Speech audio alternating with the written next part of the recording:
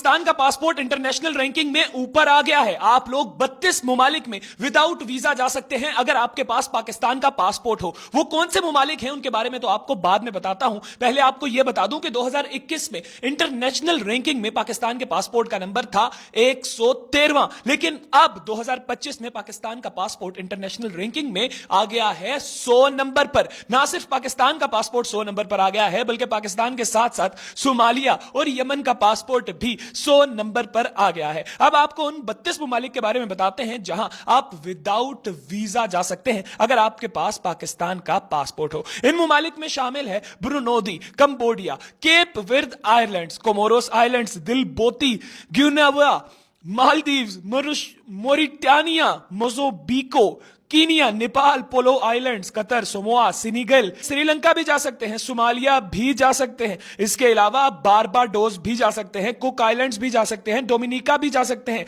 Haiti भी जा सकते हैं, मेडागास्कर भी जा सकते हैं, माइक्रोनेशिया भी जा सकते हैं, रवांडा भी जा सकते हैं। मुल्कों के नाम बहुत मुश्किल हैं, हमें प्रोनाउंस करने नहीं आते क्योंकि बहुत से ममालिक के नाम हम पहली दफा सुन रहे हैं। लिस्ट मैंने स्क्रीन पर लगा दी है। इन मुल्कों में अगर आप जाना चाहते हैं, अगर आपके पास पाकिस्तान का पासपोर्ट है तो आप बिना वीजे के जा सकते हैं।